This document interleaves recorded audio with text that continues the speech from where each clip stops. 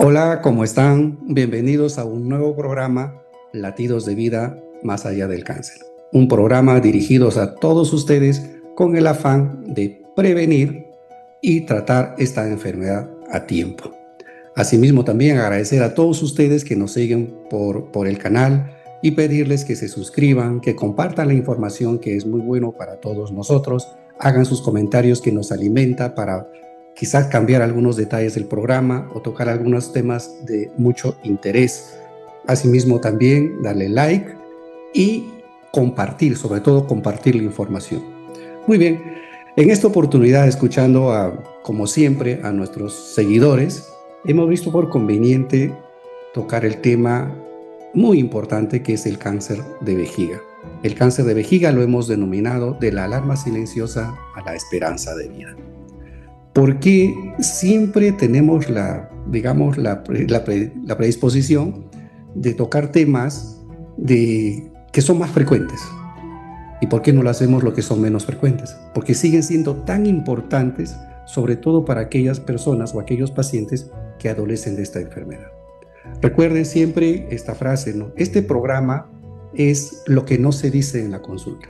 Avanzamos un poquito más allá, ¿no? Eso es lo importante, el corazón del programa. Muy bien, entonces, como siempre, vamos al tema principal. El tema del cáncer de vejiga a nivel mundial se diagnostican alrededor de 614,000 casos nuevos por año, con una mortalidad de 221,000. En nuestro país no es tan frecuente, pero no menos importante, decía hace un momento, y está por debajo de los cánceres de próstata, de mama, de cérvix, de estómago, de colon, de pulmón y de hígado. Muy bien, pero lastimosamente, ustedes van a ver sobre el programa, debido a los pocos programas nacionales que tenemos sobre salud pública y asimismo también a todas las deficiencias en relación a nuestra cultura o también, digamos, a ciertos factores que son silentes, lastimosamente se diagnostican la mayor cantidad de los casos, como todos los cánceres, en etapas avanzadas. Y eso es la idea. La idea que dije es prevenir. Muy bien. Pero para ubicarnos en el contexto del programa y del tema, vamos a ver qué es la vejiga y dónde se encuentra. Un poquito de anatomía, un poquito de fisiología. La vejiga es como una bolsa, o es una bolsa, que el contenido es la orina. Esta bolsa está revestida de una capa muscular que se contrae y se relaja. Asimismo, tiene una capa interna, que es una capa protectora, que se le conoce como el urotelio. El urotelio también tiene otras capas más, una capa basal, una capa intermedia y una capa superficial. Pero nos quedamos con el urotelio. El urotelio es ese revestimiento que actúa como una paraguas, que se abre y se cierra. ¿Cuál es la función de ese urotelio? Darle protección a las paredes de la vejiga para que los componentes tóxicos de la orina no se absorban, digamos así, o no pasen a la otra capa, que es la capa muscular. Y la capa muscular, que es la que recubre, esta capa es una capa vascularizada, ¿no? Entonces, las sustancias tóxicas fácilmente pueden pasar esa capa y ir al torrente sanguíneo, como lo vamos a ir explicando de poco a poco. Le hemos dicho, la vejiga se encuentra, en la mujer decimos el bajo vientre, se encuentra en la pelvis, por debajo del huesito del pubis, ahí se encuentra, ¿no? Entonces, ¿cuál es la capacidad de la vejiga? La capacidad de la vejiga de albergar la cantidad de orina es entre 400 a 600 mililitros, que equivale más o menos a 1,5 a 2 tazas y media. Detalle muy importante, ¿cuándo hay la sensación de orinar? Cuando hay un contenido de entre 150 a 250 mililitros dentro de la vejiga. ¿Y cuando urge ya? ¿Cuándo tengo que ir al baño? Es cuando hay 300 mililitros de orina. Muy bien, como todo órgano también tiene un drenaje linfático que va hacia los campos pélvicos. Más detalles, obviamente, y ya lo encontramos en una anatomía más detallada. Pero eso es lo que nos interesa, el drenaje a los campos pélvicos. ¿Por qué hago mención a esto? Porque el cáncer se disemina o se va por esos conductos a los ganglios. Muy bien, entonces ya tenemos un poquito del conocimiento de la vejiga. tenemos que ver cuáles son los factores de riesgo que nos llevan, por qué desarrollamos un cáncer de vejiga. Y ahí es importante tocar, como todos los cánceres, este factor, el tabaquismo. Se ha demostrado que el tabaco o el cigarrillo incrementa el riesgo de cáncer de vejiga de entre 3 a 5 veces más. Asimismo, también consideramos la exposición ocupacional. En la exposición ocupacional hay unas sustancias químicas que se le conoce como las aminas aromáticas. Estas sustancias químicas son cancerígenas porque básicamente lesionan el ADN de la célula, que es el núcleo celular. Y estas aminas, ¿dónde se encuentran? Se encuentran en el caucho, se encuentran en los textiles, en el cuero, en los tintes, ojo, hasta los tintes de cabello, y se encuentran también en algunas pinturas comunes y corrientes. Asimismo, uno de los componentes grandes como factor de riesgo es el arsénico. ¿Y el arsénico dónde se encuentra? En las zonas contaminadas por la minería. En las aguas, muchas veces que ingerimos, ahí está el arsénico. Es por eso que estadísticamente hablando, en nuestro país las zonas mineras son más propensas a enfermedades. No solamente estamos hablando del cáncer, sino de otros tipos de enfermedades. Así que eso es un factor que va más allá de una política pública de salud. Eso tiene que ver con toda una estructura, digamos, de cómo debe funcionar para evitar la contaminación. Asimismo, otro factor de riesgo también es la radioterapia pélvica. Lo hemos dicho en algunos programas, que la radiación secundariamente puede generar otro tipo de cáncer. También la quimioterapia, ¿no? Algunas enfermedades crónicas también están establecidas como factor de riesgo. El uso de catéteres o de sondas por largo tiempo produce una irritación de la mucosa, que hemos dicho el urotelio. Otra de las causas también es, como en todos, es la obesidad y el sedentarismo. Pero quiero poner énfasis en un factor muy importante en zonas endémicas, que es, digamos, un factor importante que debe merecer políticas públicas, sobre todo de la parte de enfermedades infectocontagiosas, que se llama la esquistosomiasis. Esos son un parásito. Y el ciclo es tan curioso que por ahí lo revisaba y es importante mencionarlos como factor de riesgo. Es un parásito. ¿Cómo funciona? Necesitamos de un huésped, que es la persona, y necesitamos de otro, digamos, vamos a ponerlo, un reservorio o un vehículo o un intermediario, digamos así, que es el caracol de agua dulce. Vamos a ver, la persona que tiene este parásito, que es el esquistosomiasis, la palabrita por acá está, se llama el histosoma haematobium. Medio raro, ¿no? Pero, ¿cómo funciona? La persona que tiene este parásito va a eliminar los huevos por la orina. Entonces, estos huevos que son eliminados en la orina llegan al agua dulce y van a ser, digamos, infestados los caracoles de agua dulce. En estos caracoles se van a reproducir, se llama forma asexual, se reproducen y forman como una especie de larvas, ¿no? Estas larvas van a estar en el agua. Entonces, cuando la persona tiene contacto con el agua contaminada, estos se ingresan por la piel del ser humano. Obviamente entran por la piel y van al torrente sanguíneo. ¿Y llegan a dónde? Al pulmón y llegan al hígado. Ahí nuevamente se reproducen, ¿no? Y posteriormente van y se alojan en los vasos sanguíneos, en las venas que están alrededor de la vejiga, es donde viven habitualmente. Entonces se reproducen, maduran, van a ese espacio de los vasos de la vejiga y luego ponen sus huevos. Y esos huevos van nuevamente a la orina y nuevamente se elimina. Así cierra el ciclo de este parásito.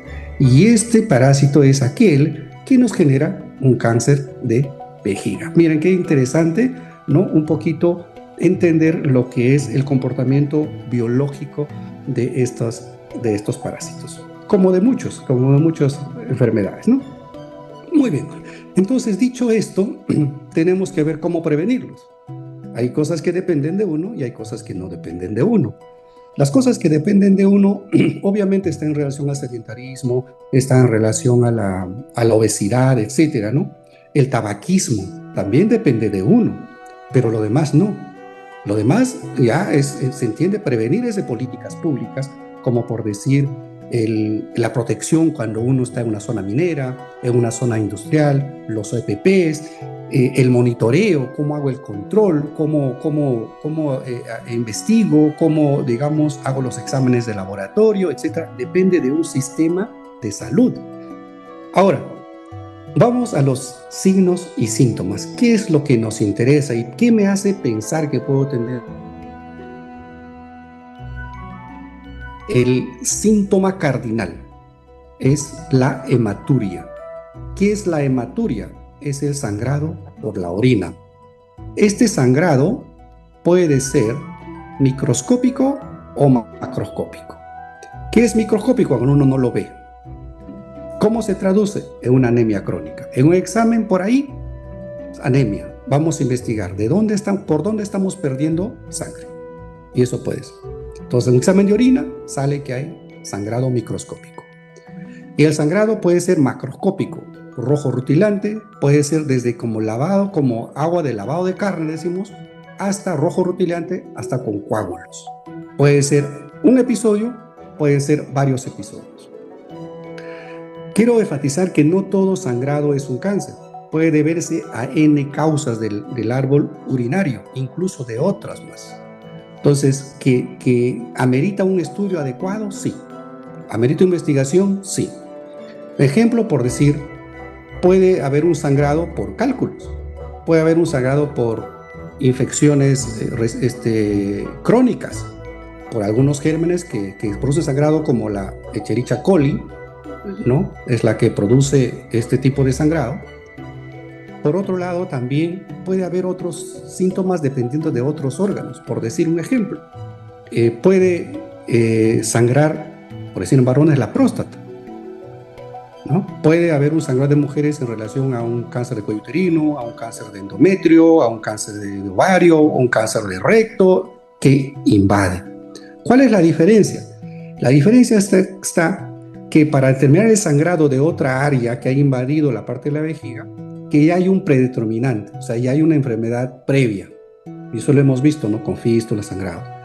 Lo otro no, lo otro es que uno está prácticamente sano en sus habilidades y empieza el sangrado. Entonces, siempre tenerlo presente eso. Y de ahí hay muchas cosas por evaluar en cuanto al sangrado. Y quiero decir por qué nosotros a veces llegamos a un diagnóstico tardío, porque subestimamos el síntoma, no le damos importancia.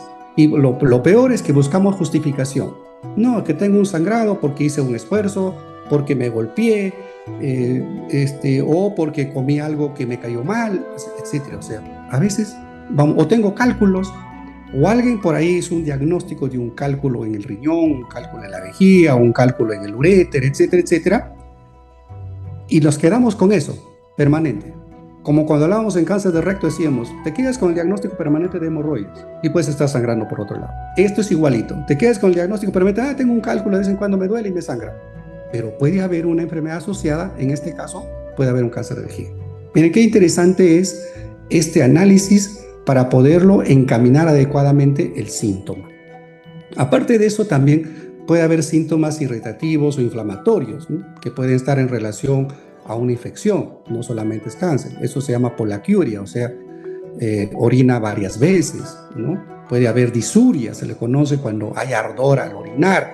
Puede haber urgencia, eso que rapidito quiero ir al baño y regreso nuevamente y quiero orinar. Son síntomas irritativos que pueden estar asociados a un tumor, o un tumor puede estar causando esas molestias. Y obviamente en enfermedad avanzada, pues existe el dolor pélvico, existe una masa que está ahí que se toca, un tumor, puede haber hinchazón de las piernas, se llama edema de miembros inferiores, por obstrucción de los conductos, le hemos dicho que va a los ganglios, y esto es importante considerar la pérdida de peso.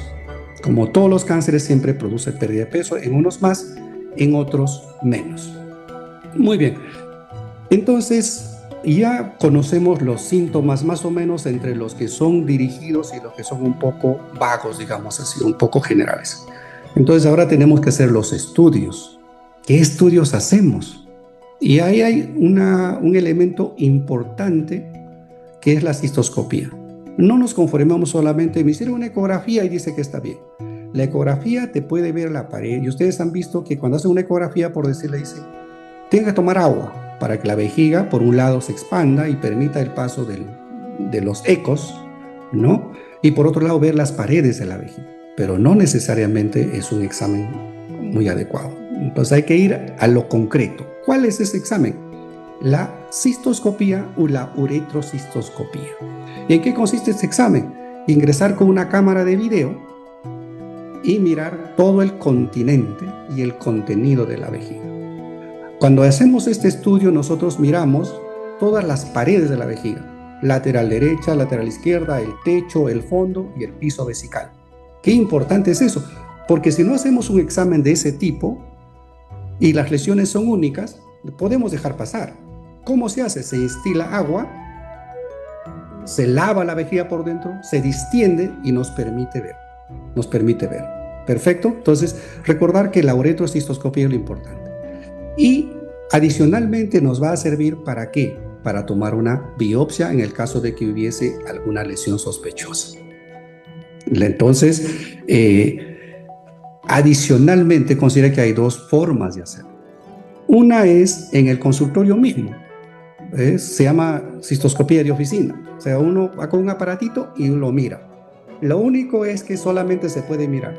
No se puede hacer mayor procedimiento. Mientras que el otro que es inducido ya con sedación, con anestesia regional, etcétera, sí se puede hacer, nosotros decimos diagnóstico y tratamiento. O sea, si encontramos una lesión pequeña, tranquilamente se le puede extirpar a la lesión pequeña, ¿no? Y tomar una muestra. O si es grande, solamente una muestra, pero nos permite hacer un procedimiento invasivo, nos permite hacer un poquito más. Entonces, las dos formas de la uretrocistoscopía. Y también nos permite ver, repito, si es focal o multifocal, si hay varias lesiones o hay una sola lesión. Recordar uretrocistoscopía. Posteriormente a eso, también hay otros exámenes en orina, que son los marcadores urinarios o los marcadores tumorales. Y estos marcadores son varios, por acá los anoté, por decir, está el BTA, está el CA, está el NMP22 y el urovisión. El urovisión, por decir, es uno que nos permite determinar cambios en el ADN. Pero recordar que estos exámenes no cambian la conducta, o sea, no desplazan a la cistoscopía. Entonces ya tenemos una lesión ahí, la cistoscopía nos dice que hay una lesión, entonces tenemos que hacer más exámenes. Previamente decirles que si por un ejemplo hacemos la cistoscopía y hay sangrado y no hay lesión en la vejiga, nos permite decir, acá puede haber enfermedad en otro lugar, en el uréter, que viene del riñón a la vejiga, o en el mismo riñón. Entonces hacemos otro examen que se llama el urotén. El urotén es una tomografía propio del árbol urinario. Te dibuja tan bonito, incluso ahora lo vemos en 3D. ¿Qué más hacemos? Una tomografía de abdomen y pelvis, una tomografía de tórax, porque tenemos que, aparte, si ya tenemos un tumor, tenemos que ver la extensión de la enfermedad, lo que se conoce como parte del estadiaje. Pero lo más importante, aparte del urotén, la cistoscopía, lo más importante para determinar la invasión, el compromiso propio a nivel local, es la resonancia magnética de la pelvis. Eso nos va a decir si hay un compromiso del músculo, hay un compromiso ganglionar, etc. ¿Y para qué es importante estos estudios de extensión de enfermedad o este estudio propio de la extensión de la vejiga? Para determinar los tratamientos. Miren qué interesante. Con esos estudios determino qué voy a hacer. Bien, entonces, nuevamente recapitulamos. Hacemos la cistoscopía y hacemos una biopsia. Recuerden, las biopsias siempre es poner el apellido al tumor. Le ponemos un nombre y le ponemos los apellidos. Y en esos apellidos, ¿cuál es importante? Tratamiento, pronóstico. Hay unos menos malos y otros más malos. Para eso sirven los apellidos. Porque todos son diferentes y los tratamientos son diferentes y los pronósticos son diferentes. Dentro de ellos encontramos que el patólogo nos dice es el carcinoma uroterial, que es el 90%, que significa que se ha originado en el urotelio, en esa capa que cubre la vejiga. También podemos encontrar el carcinoma escamoso, glandular, micropapilar, sarcomatoide, neuroendocrino, etcétera, etcétera. Puede haber varias. Pero, hecho los exámenes de la cistoscopía, hecho la resonancia, hecho el urotén y el diagnóstico de patología, nos vamos a dos campos para determinar el tratamiento. Dos campos. Uno es el cáncer superficial. Y van a ver qué interesante es esto. Pongan atención aquellos que nos están escuchando. El cáncer superficial es el que invade solamente la capa del urotelio, la capa que protege. Y el cáncer invasivo o infiltrante es aquel que capta, que compromete, el músculo. Entonces, ¿por qué pongo énfasis en esto? Porque el tratamiento va a depender de esta división, digamos así, de esta clasificación va a depender. También adicionalmente, depende de los tratamientos, obviamente dependen del estadiaje. Le decíamos que el estadio 0 es cuando está localizado en la capa, es in situ superficial, y el estadio clínico 4 es cuando ya se fue a otros órganos, 1, 2, 3, 4, ¿no? Eso es como en todos los cánceres se hace eso. Muy bien, entonces, ¿cómo podemos, establecer nuestro tratamiento en relación a lo que es la clasificación superficial mucosa y invasivo infiltrante que invade la capa muscular? Y miren, vamos a ponernos en el contexto de lo superficial. ¿Qué hacemos con lo superficial? El gran, éxito de ese tratamiento es que se puede preservar la vejiga. Entonces, para preservar la vejiga, ¿qué podemos hacer? Hacemos la cistoscopía, la uretrocistoscopía, y hacemos la resección del tumor con una cinta de alambre. Eso se llama RTU, resección transureteral, si es superficial. Entonces, se hace la resección completa del tumor, incluso se puede resecar, o sea, se puede hacer varias veces la resección. Obviamente, si recurre ya no estamos yendo bien, pero vamos al contexto. Se puede hacer el RTU y puede hacerse en forma un poquito más amplia cuando se trata uno de alto grado. O sea, eso es la clasificación que tenemos, bajo grado, alto grado, o sea, menos malo, más malo. Pero el RTU es una alternativa y posteriormente al RTU lo que tenemos que hacer es darle quimioterapia local. Se instila la quimioterapia y en casos que sean de alto grado, que tengan más, el riesgo de recurrencia, se hace un tratamiento que es la BCG. Recordad que esto es instilación dentro de la vejiga. Es como un tratamiento local. ¿Y la BCG qué es? La BCG es una versión debilitada de la bacteria de la tuberculosis. Se le conoce como el bacilo de Calmette-Guerin. Es la vacuna. Entonces, el tratamiento con la BCG es generar un cuadro de inmunidad a nivel local, a nivel de toda la mucosa de la vejiga. A breves rasgos, ¿cómo se hace esto? Se instila por la uretra, se instila la vejiga. ¿Cómo se hace? Normalmente a un paciente se le dice que 4 horas antes de este procedimiento no va a ingerir líquidos. Luego se instila en 15 mililitros de agua, de diluyente, se le va a instilar la BCG a la vejiga.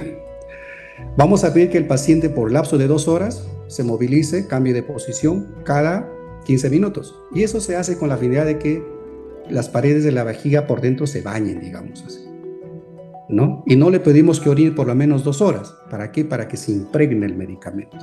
Y luego que ya termine el procedimiento de orina, hay que hacer los cuidados respectivos para no evitar cuadros infecciosos. Eso se hace una vez por semana, por 6 semanas. Eso es el estándar, eso es el protocolo. Y luego se puede seguir hasta 3 años. Se puede hacer semanal, quincenal. Eso se llama, lo primero que habla se llama la terapia de inducción. y lo otro se llama la terapia de mantenimiento. Y eso se puede hacer, según la literatura, a los 3, a los 6, a los 12, 18, 24, 30 y 36 meses. Muy bien, eso es cuando se trata de un cáncer de vejiga superficial. Pero ¿qué pasa si es que no responde a los tratamientos? Si vemos que, como dicen criollamente, no le hace nada. Se puede optar por una resección de esa parte de la vejiga o también hacer una cistectomía, como se le conoce. ¿Ya? Muy bien, pero eso es en casos que no haya respuesta al tratamiento conservador, que es lo ideal, que es lo estándar. Ahora, ¿qué pasa si si diagnosticamos un cáncer que hay infiltrado que compromete el músculo? La indicación es cistectomía radical con extirpación de ganglios. ¿Qué significa eso? Retirar toda la vejiga. Y si retiramos la vejiga, ¿qué más hacemos? Podemos dar después tratamiento con quimioterapia y con radioterapia para evitar la recurrencia. Pero ¿cómo nos quedamos sin vejiga? Hay dos formas. Esa cirugía es una cirugía bastante compleja.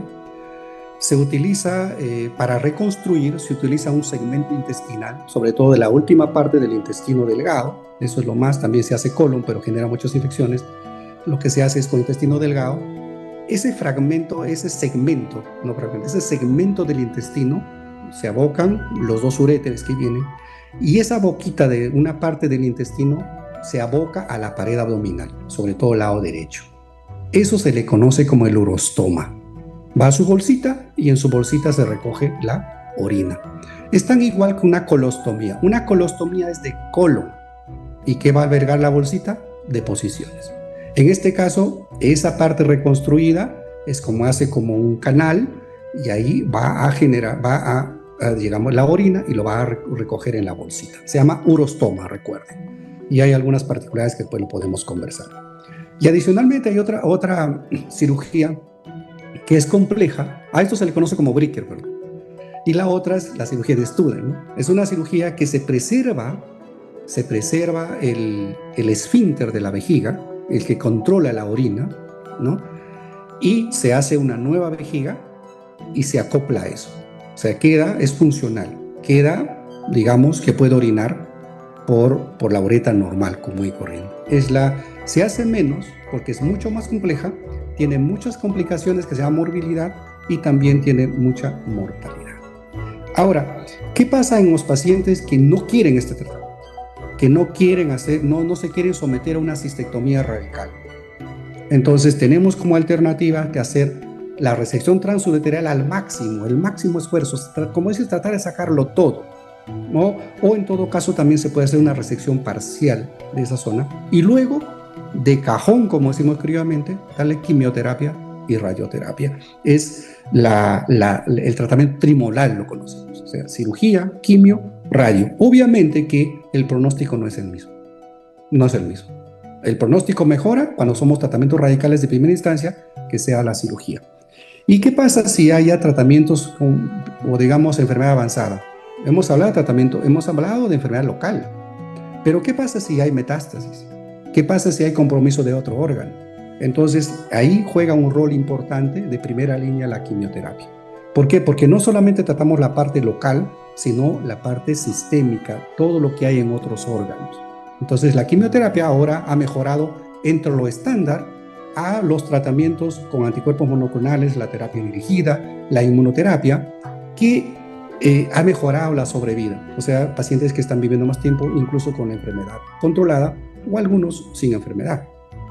Pero aún eso, pues nos falta mucho camino por recorrer porque aún no hay una estadística clara y concisa. Lo que hay son proyecciones, lo que hay son estudios de casos, lo que hay son los avances en relación a lo que estamos haciendo, pero concretamente no. Lo único malo de todos estos tratamientos mezclado con la biología molecular, etcétera, etcétera, es que el tratamiento es caro. Ese es lo único. Felizmente que dentro de estos tratamientos hay una cobertura por la ley que ya ustedes conocen, aquellos que sacamos en el Congreso, la Ley Nacional del Cáncer.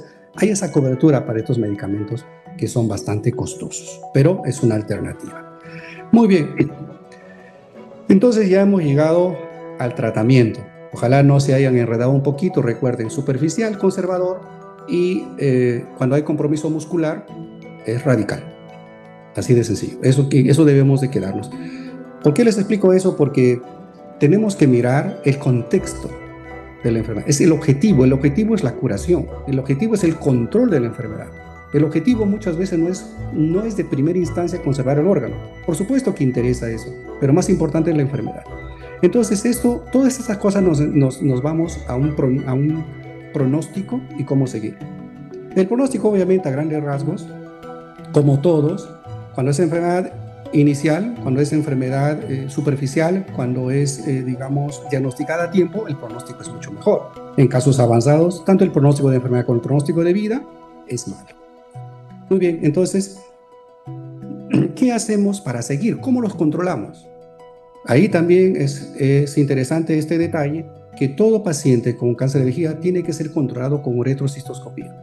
La ecografía sola no ayuda, la tomografía, la resonancia sola no ayuda, el OT solo no ayuda. Todo es cistoscopía y si es posible hacer la citología, o sea, lo que hablaba de los marcadores en orina, se puede hacer la citología en el laboratorio para determinar cómo ha ido. Pero lo más importante de todo es ver, entrar y ver. Sobre todo en los pacientes que tienen el cáncer agresivo, que se llama de alto riesgo o digamos que han tenido ese factor de recurrencia, se llama factores de riesgo de recurrencia. Entonces eso es, digamos, el patrón del seguimiento y lo vamos determinando de 3 meses, 6 meses, 1 año y 2 años, etcétera, etcétera. Algunos pacientes lo controlamos hasta los 20 años. O sea, siempre a veces lo digo a los pacientes, nos vamos a ver durante 20 años, ¿no? Si Diosito nos permite estar en este mundo, por supuesto. Ahora, y yendo ya a los tratamientos, hemos terminado, le estamos haciendo el seguimiento, que viene un poco las secuelas, ¿no? Y las secuelas va a depender mucho de la respuesta a la enfermedad, va a depender de los tratamientos que se realizaron, va a depender también del mismo contexto de la misma enfermedad en el momento del diagnóstico. Las secuelas pueden ser físicas, por decir, va a haber alteraciones para orinar, va a haber infecciones a repetición, va a haber de repente un cierre de los uréteres, toda la parte, digamos, del árbol urinario. Puede haber síntomas de disfunción sexual, en caso en varones, mujeres, etc. Y puede haber también infertilidad, por decir un ejemplo, ¿no? Asimismo, es muy difícil que un paciente se acostumbre al urostoma. Algunos se acostumbran rápido, otros no, porque la bolsita se suelta, ustedes saben que es un líquido, estar con una bolsa ahí, la orina se fermenta, etc. O sea, hay que adaptarse a ciertos factores para no generar mucha secuela, sobre todo la emocional. La física se puede superar, la física con el dolor, con los medicamentos, con algunas reintervenciones se puede mejorar, pero lo emocional no. Lo emocional requiere mucha participación tanto del paciente, de la familia, los profesionales de la salud en las diferentes áreas, sobre todo en el factor psicológico. Paciente, desde ya, el daño es la ansiedad, la angustia, el miedo. ¿Y eso cómo lo superas? No solamente porque una persona te dice una palabra o una frase que digamos, alentadora. No, es todo un proceso con el cual tienes que luchar, ¿no? Asimismo, es importante, también se recomienda la rehabilitación del piso pélvico para tratar de mejorar eso, adaptación a la neovejiga, ¿no? A la nueva vejiga, y también, obviamente, hacer sus controles periódicos para tener claro cómo está yendo y tener ese miedo a la recurrencia, ¿no? A la recurrencia. Así es, muy bien. Y un poquito más de comentario, ¿por qué llegamos a diagnósticos tardíos? Les decía al inicio, ¿no? Todos los cánceres en nuestro país, creo que casi todo el mundo se diagnostica en etapa tardía, salvo los países desarrollados, ¿no? Porque por si algunos síntomas se normalizan. La hematuria, que es el primer síntoma, se normaliza, o sea, se atribuye a esfuerzos, se atribuye a infecciones, como previamente le he dicho. Así que no, ojo, ojito, tenés esto, inmediatamente a chequearse, ¿no? El otro tema que va más allá de como digo, la participación del ciudadano o del paciente o del usuario, son las barreras de acceso, ¿no? Por las políticas públicas como la distancia, los costos, la lista de espera y todo este viacrucis que pasa a un paciente. Asimismo, también, error nuestro, los profesionales, pocas veces pensamos en cáncer. Pocas veces. Y siempre ha sido mi batalla decir a los pacientes, ¿no? O a los profesionales, perdón, que piensen en el cáncer. y que hagan un diagnóstico, que hagan un despistaje, digamos así. Y obviamente hay otros factores también propios de la cultura, como por decirte el uso del tabaco y lastimosamente también en relación a la salud ocupacional. Ustedes han visto, no solamente hay una responsabilidad compartida, o una irresponsabilidad sería la palabra, compartida. ¿Por qué?